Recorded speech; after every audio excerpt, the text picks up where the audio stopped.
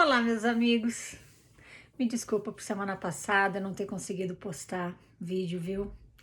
Nós voltamos a fazer hora extra no trabalho e sem condições, a semana foi muito corrida. Mas agora a gente tá de volta aqui, né? A história desse nosso brasileirinho de hoje, apesar dele ser um adulto, né? Ele leva a gente para dentro da mente dele enquanto ele era um jovem frequentando a igreja sozinho, sem a família. E talvez você que frequenta a igreja, né, como jovem, sozinho, talvez você se identifique com vários aspectos da experiência dele, tá? Ele fala o seguinte: Olá, Vânia. Sofri muito na corporação Mórmon, porém sempre fui um rapaz meio complicado. Em minha juventude e adolescência, não sabia encarar a vida, decorrente de meus traumas que desenvolvi em minha infância, brigas do meu pai e minha mãe, seguido pela separação deles. Minha família sempre foi desestruturada. Em um belo dia, a minha mãe decidiu se mudar do interior para a capital aqui do estado e fiquei muito feliz. Chegamos aqui, minha mãe fez amizade com uma família aparentemente feliz e unida, com alguns probleminhas, mas aparentemente feliz. Essa família nos apresentou a igreja Sud. Nessa época eu tinha 11 anos e lembro de me encantar por essa igreja, embora eu fosse o único interessado da minha família. Primeiro conheci os missionários, que eram muito legais. Os missionários prometeram para minha mãe que até eu ficar responsável para ir e voltar da igreja sozinho, sempre teria uma pessoa responsável me levando para a igreja. Ela viu que eu estava feliz e concordou. Presta atenção, tá? Lembro do dia que me batizei. Lembro de fazer oração perguntando se a igreja era verdadeira. Eu estava muito feliz e lembro de considerar aquilo como resposta. Os missionários que me batizaram me diziam frequentemente que estavam muito felizes que eu me batizei. Eu prometi a eles que eu iria fazer de tudo para um dia fazer uma missão como eles, para abençoar outras famílias com o Evangelho de Jesus Cristo. Mas os anos foram passando e eu fui endurecendo o coração. Ele falou um bormonês aqui. Logo a ala que frequentei mudou de liderança. E o novo bispo chegou, muito entusiasmado, e me fortaleceu muito. Os anos se passaram muito rápido e quando eu estava com 14 anos, me sentia muito firme na igreja. E sentia que tinha uma dívida com a nova liderança da ala, ou seja, com aquele novo bispo, por me ajudar a não desistir do evangelho. Com o tempo foram aparecendo mais problemas em minha vida, junto com os traumas que eu já tinha desde muito jovem. Meus traumas não me permitiam socializar muito bem com as pessoas. Na escola fiz mais amigos que na igreja, pois ali, longe dos padrões impostos pela igreja, ficava mais fácil de socializar. Porém, eu queria viver corretamente os padrões da igreja e me esforcei muito.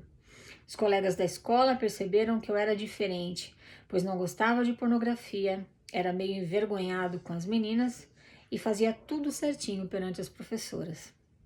Então começaram a praticar bullying comigo, pois embora eu fosse grande, eu não apresentava nenhuma ameaça para eles. Na igreja foi praticamente a mesma coisa. Nessa época meus traumas começaram a piorar. Era muita pressão. Eu ia para a igreja sozinho. Minha família não se interessava. Eu estava quase nos 15 anos e já tinha o desejo de largar a igreja. Mas meu bispo todas as semanas me ligava para me lembrar de ir à igreja. E eu sentia que tinha um testemunho firme de que essa igreja era verdadeira, a única autorizada por Jesus Cristo na terra, pois era isso que eu ouvia todo o primeiro domingo do mês. Depois de tanto ouvir, comecei a fazer o mesmo e comecei a achar que estava vencendo minha timidez ao subir naquele púlpito para prestar meu testemunho. Comecei a me sentir feliz novamente. Porém, o bullying continuava na escola e eu não me sentia no direito de me defender, pois acreditava que aquilo não era nada perante o que Jesus sofreu. Na igreja era quase a mesma coisa. A diferença é que na escola eu era atacado com apelidos e na igreja eu era atacado com indiretas. Nessa época eu comecei a ter problemas de masturbação e vinha enfrentando esse problema no sigilo desde os 13 anos, um problema que todo ser humano tem. Em uma única sentença, ele se referiu à masturbação como um problema 3 vezes. Presta atenção. Me sentia muito mal e um dia tomei coragem e fui perguntar ao bispo se aquilo era pecado. Ele abriu o livro de Mateus 5:28 que diz: Eu, porém, vos digo que qualquer que atentar uma mulher para cobiçar já em seu coração cometeu adultério com ela. Essa escritura não tem nada a ver com masturbação, né? Mas tudo bem. Me senti muito mal. Ele me falou que se esse problema voltasse, era para eu voltar a falar com ele. Aquilo ficou preso na minha cabeça. Eu estava para explodir com 14 anos, pois sofria bullying na escola, não aguentava mais as provocações que recebia dos jovens da ala, provocações que eu nem sabia a causa e nem quem alimentava elas. Eu tinha em minha mente que a solução para meus problemas era sair da igreja e acertar a conta com todos aqueles que me bulinavam, onde quer que fosse. Mas não podia fazer isso, pois eu tinha prometido para mim e para os elders que me batizaram que eu seguiria firme a Jesus Cristo até servir uma missão, e voltando da missão, tudo se resolveria. Aquele problema da masturbação vinha e voltava. Eu não tinha controle. Várias vezes quase quebrei a lei da castidade, mas na hora do vamos ver, eu dizia que não podia para as meninas. Não quero nem imaginar o que elas pensavam de mim, pois isso aconteceu umas 3 vezes, até hoje sinto muita vergonha. Acho que daí começou a surgir um boato dentro e fora da igreja de que eu era gay. Nesse período, até o próprio bispo começou a vir com indiretas para cima de mim. Eu já sabia lidar com isso, não respondia nada, aprendi a ficar calado. E seguiu assim, mas me doía muito. Só que dói muito mais hoje, essas lembranças parecem até veneno, não sei como lidar com elas. Nessa época começou então uma rotina. Eu me esforçava para ler o livro de Mórmon todos os dias. Todo domingo ia para a igreja, todo começo de mês eu prestava meu testemunho e agradecia ao bispo por ter me ajudado nos momentos que eu quase desisti de ir à igreja. Com o tempo as indiretas começaram a piorar, porém meu testemunho do evangelho eu achava que estava cada vez maior. Eu pensava que estava mais próximo do Salvador. Então vieram meus 16 anos, o caminho de ir para a missão estava mais próximo.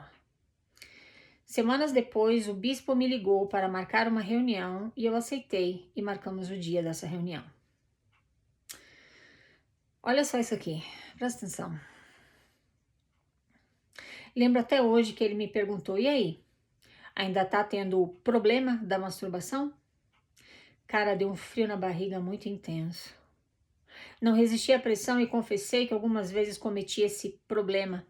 Também confessei que quebrei a lei da castidade, que quase quebrei a lei da castidade. Olha só. Então ele me falou para tomar muito cuidado, pois Lúcifer estava de olho em mim e que eu deveria me preparar, pois estava próximo de receber o sacerdócio maior, ou seja, de Melquisedeque, né? Fiquei muito assombrado. Nessa época tive um pico em meus traumas, comecei a tentar descontar meus problemas em várias coisas. Começou a ficar agressivo porque ele não sabia como, né, colocar aquela coisa toda para fora. Quase todos os dias me perguntava o que eu estou fazendo nessa igreja ainda. Mas sempre após esses questionamentos internos eu ia ler o livro de Mórmon.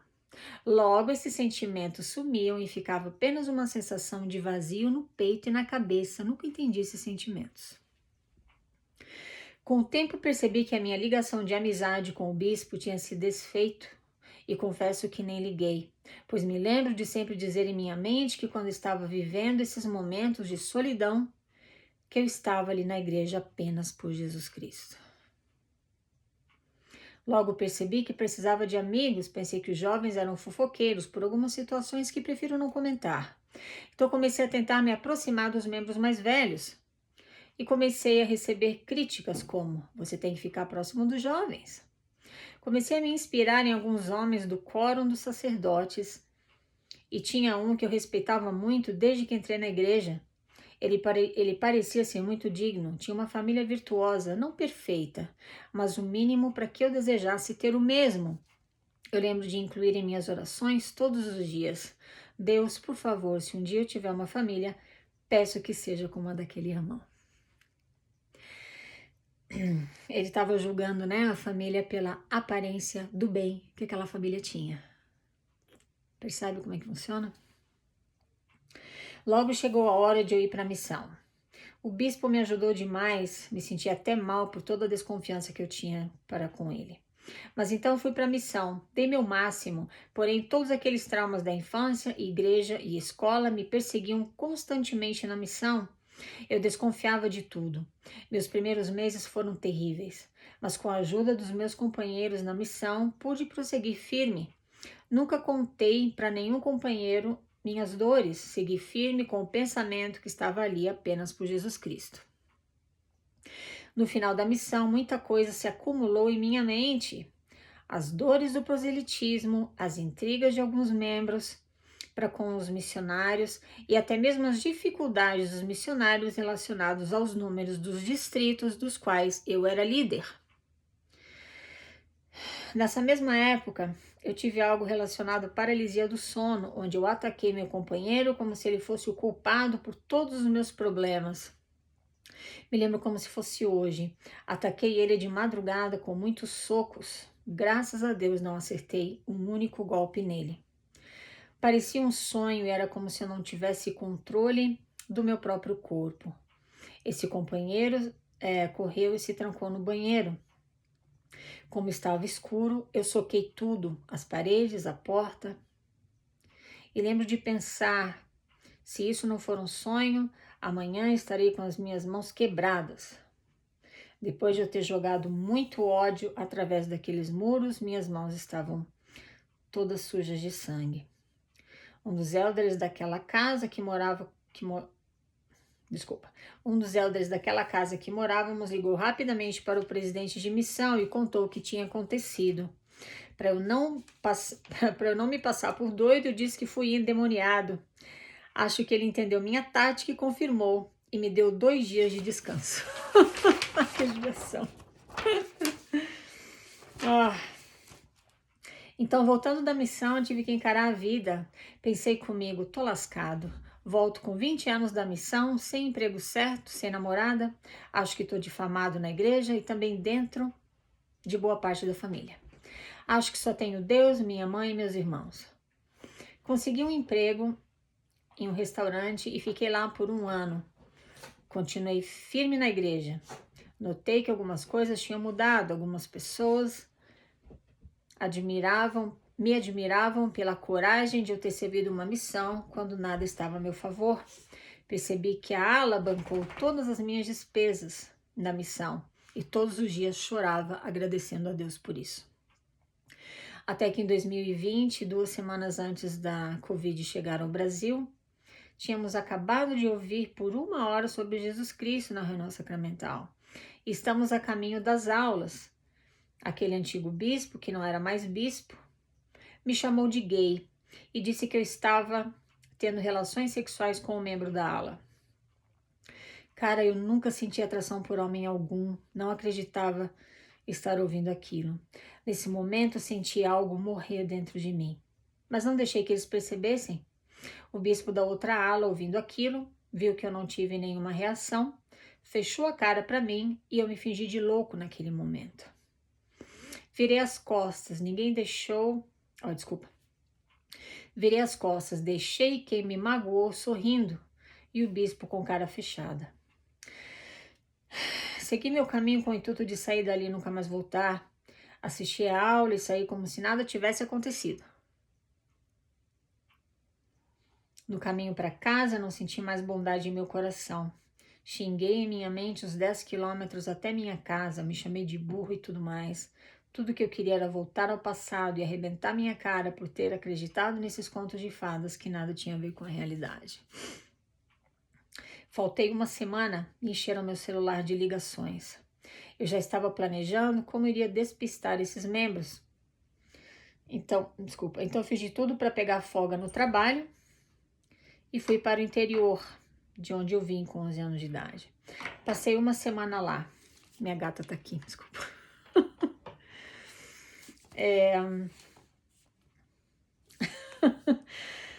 Eu entrei para a igreja pensando que poderia vencer meus problemas, mas os elevei para um nível sem fim. Queria poder esquecer tudo isso, mas não consigo. Sinto algo como ranço pelo meu bispo e desgosto. Passei a apoiar a causa LGBT, apesar de não ser gay. Pude sofrer por apenas tentar seguir o mandamento de Deus que está em Mateus 5,28, ensinado pelo meu próprio ex-bispo, que me magoou profundamente. Meu querido, muito obrigada, viu, por ter ajudado a gente, né, a entender exatamente o que estava se passando pela tua mente como um jovem, né, adolescente, frequentando a igreja sozinho e totalmente vulnerável e à mercê de todas as estratégias que a igreja usa para segurar e controlar pessoas de boa fé como você, tá?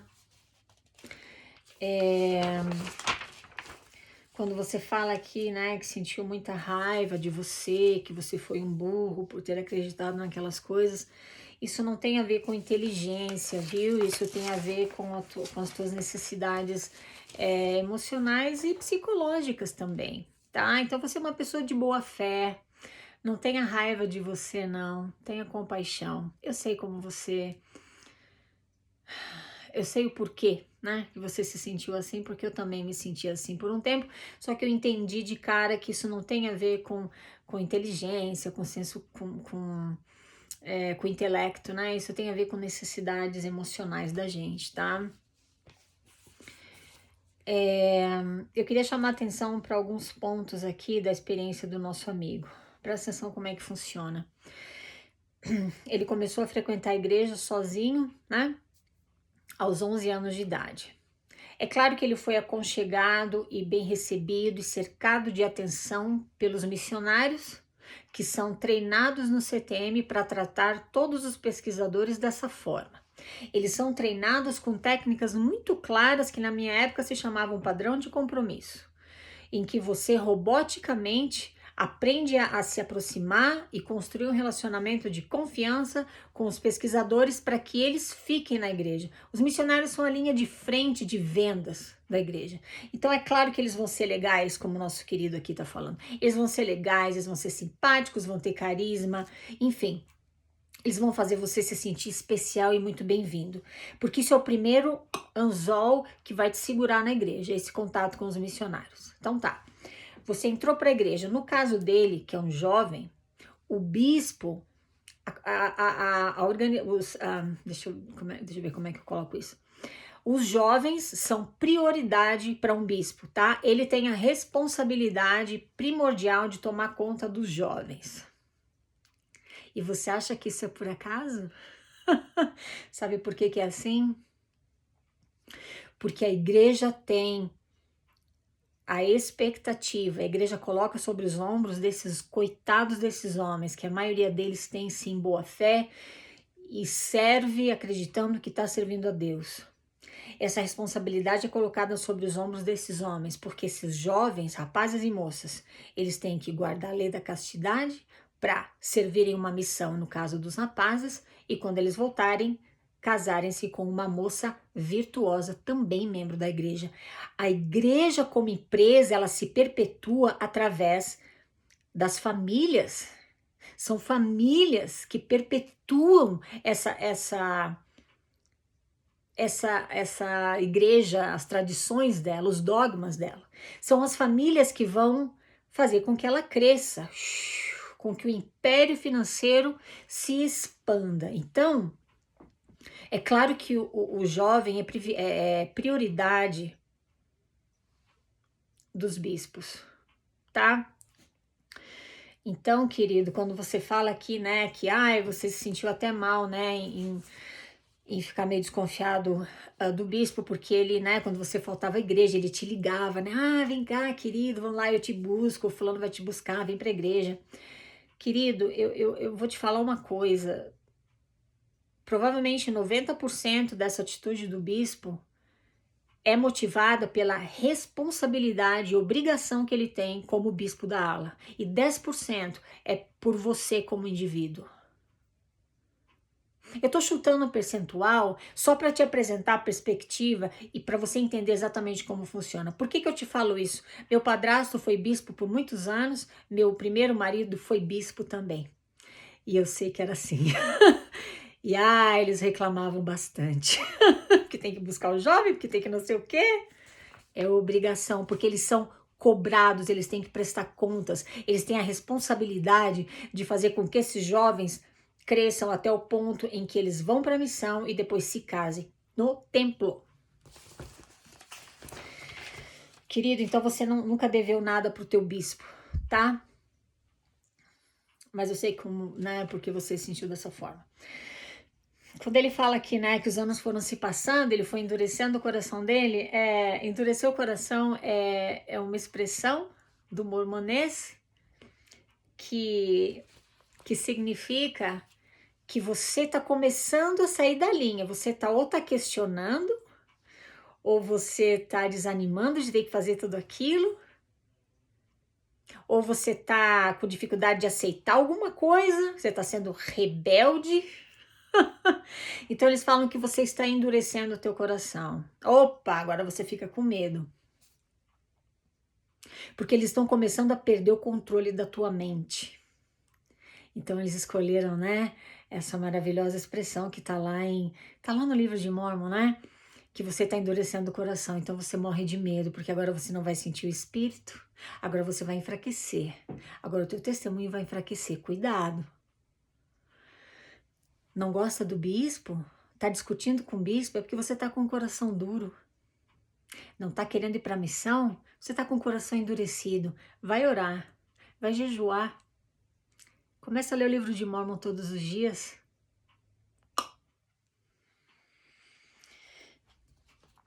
Ele fala aqui que começou a acontecer um ciclo. Quando ele começava a se sentir enfraquecido na fé, ou seja, quando o elefante dele, né, de acordo com aquela analogia de Jonathan Haidt, né, em A Mente Justa, a gente conversou sobre isso num vídeo que tem o título de O Elefante, o Escritor e o Mormonismo.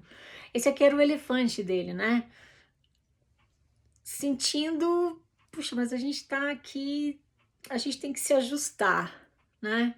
Então o escritor, né, vem e fala, que é o lado racional, vem e fala, vai lá, faz isso, faz aquilo, que é para o elefante se sentir melhor. Para você sentir que você faz parte de uma comunidade, o teu cérebro ele começa a desenvolver esses mecanismos. Eu tô usando também aqui as coisas que eu aprendi no livro de Steven Hassan, aquele especialista no estudo de seitas que usam de controle mental. Então eu tô falando aqui baseada nas coisas que eu aprendi com ele e Jonathan Haidt, tá? E Michael Shermer também, que é autor de um dos livros dele O Cérebro que Acredita, O Cérebro Crente. Esses livros que eu estou te falando estão na descrição aqui do vídeo, tá? Dá uma olhadinha lá. Estão em inglês, mas talvez tenha em português. Você vai entender melhor que essas coisas, que esses conflitos internos que você sofre, você acredita, porque na igreja eles te ensinam que isso é Satanás querendo te tirar de lá. Agora, quando você se sente bem, é o Espírito Santo te fortalecendo, é Deus te fortalecendo, é o Pai Celestial, né, que é o Deus Mórmon, te fortalecendo. Então você acredita em tudo isso, você morre de medo, né, e você procura voltar e ficar na linha. Mas de acordo com esses... com esse dois são neurocientistas e o Steven Hassan, não sei qual é a qualificação dele, eu não lembro, mas quando você lê esses livros deles, eles te explicam como funcionam esses processos cerebrais e por que você se sente dessa forma, mas é tudo aqui, não é nada espiritual. Por que que você precisa, por que que você se sente mal por começar a deixar de fazer aquelas coisas? Porque você está saindo fora de um padrão, de uma comunidade. Você faz parte de uma comunidade que não questiona, que não fala o que pensa, que não fala o que sente, como ele fala que eu aprendi a ficar calado. Você engole tudo e você guarda, né? Então você não questiona, você não contraria a autoridade, você não fala o que você realmente pensa e sente. Existe uma forma unânime de pensar, de se comportar. Então, enquanto você está fazendo aquilo, você está em sintonia com aquela comunidade. Você sente que você faz parte daquele núcleo. Então, quando você começa a questionar, e você começa a ter raiva, e você fala, mas eu não consigo aceitar aquilo, mas esse bispo não é possível, mas espera aí. Você começa a se sentir mal, por quê? Porque você tá saindo, você tá perdendo aqui no teu cérebro aquele senso de pertencimento, é só isso que tá te acontecendo. Não é o Espírito Santo, viu? Então para você se sentir de novo como parte daquela comunidade, você tem que fazer coisas que aquela comunidade faz para voltar e sintonizar com elas. Agora você faz parte do núcleo de novo, então agora você se sente bem. Agora você tem de volta no teu cérebro a oxitocina, a serotonina e a dopamina, porque você está dentro daquela comunidade, fazendo as coisas do jeito que eles fazem, né? Então você se sente feliz. E agora você acredita que aquilo é um testemunho. Agora você acredita que você está no caminho certo. Conhecimento é poder. Só depois que eu pude entender essas coisas que eu estou te explicando, foi que eu consegui me perdoar por ter acreditado, foi que eu consegui entender o porquê que eu dizia ter um testemunho de tudo aquilo, eu achava que tinha um testemunho de tudo aquilo. E o conhecimento me deu toda essa leveza que eu ganhei agora, porque eu olho para qualquer mormon nos olhos, amigos pessoais, se for o caso, e eu falo, eu estou muito mais feliz fora da igreja do que dentro dela, e nada do que você me diga vai me convencer a voltar, porque eu jamais volto a pertencer à tua igreja. E eu falo com boca cheia, eu falo de cabeça erguida, e eu falo com a segurança e autoconfiança de alguém que sabe o que está dizendo e pode mostrar, e pode provar, tá tudo aqui. Tanto em relação à história da igreja, quanto em relação a esses processos cerebrais que eles te fazem acreditar que são experiências espirituais. Conhecimento é poder, não abre mão disso. É a única forma de você viver uma vida autêntica e com autonomia, tá? Bom, essa história de que você tá na igreja por causa de Jesus Cristo, né? Que eles falam tanto, mas você não gosta do bispo, não faz mal, você não tá na igreja por causa do bispo, você está na igreja por causa de Jesus Cristo. Ai, meu Deus. Ai, que coisa, que maneira mais pomposa e sofisticada de falar para você. Você tá se sentindo abusado? Você tá se sentindo oprimido? Não faz mal, fica lá. Fica lá porque você tá lá por causa de Jesus Cristo, né? Nem liga para isso não, tá tudo certo. Vai ficar tudo bem. Quer ver se você for para a missão, né? Quando voltar da missão vai ficar tudo bem, vai dar tudo certo.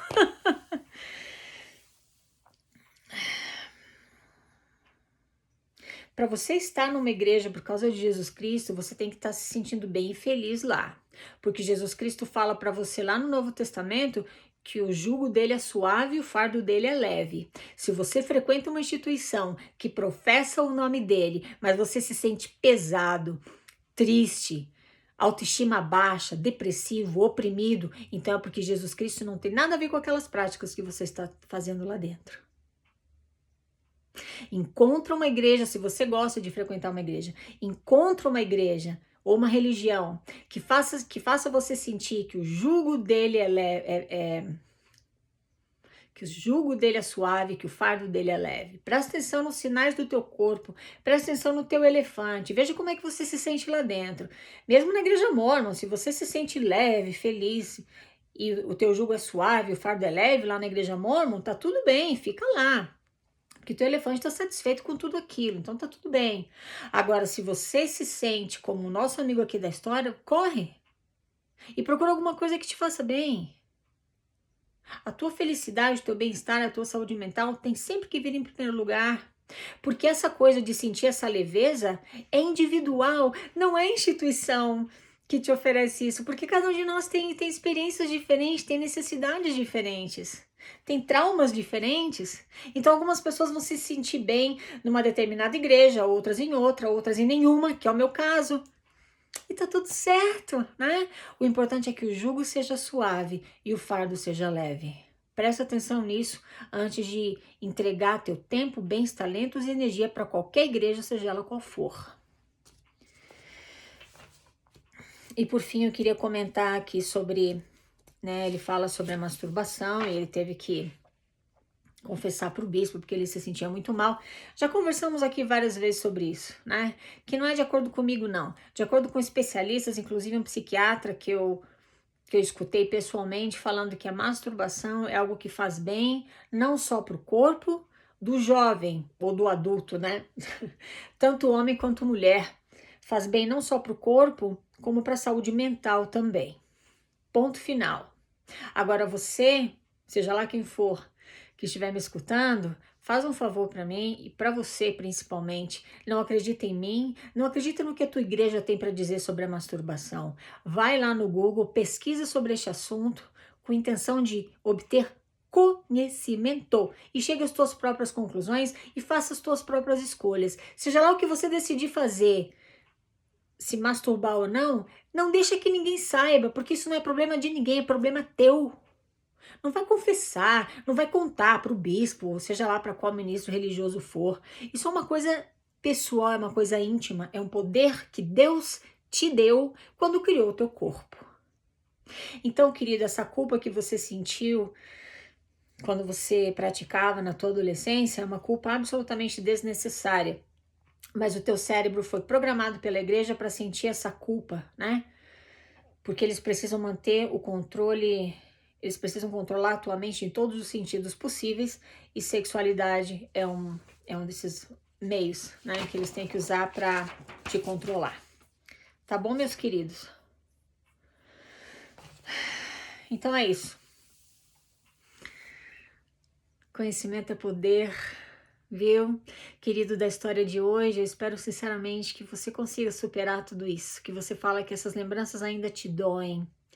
Tem paciência com você, se ama, se aceita, seja gentil com você mesmo. E tem paciência, porque com o tempo as coisas vão melhorar. Eu também falo isso para você com experiência própria. Com experiência própria, tá? O importante é ser feliz, meus queridos. Seja onde for, em termos de religião, ou fora delas, ou como ateu, não importa. O que importa são as coisas que a gente faz no dia a dia. E não a igreja que a gente frequenta, se é que a gente frequenta qualquer uma. É isso aí. Muito obrigada por me escutar, meus queridos. Falamos na próxima. Tchau, tchau.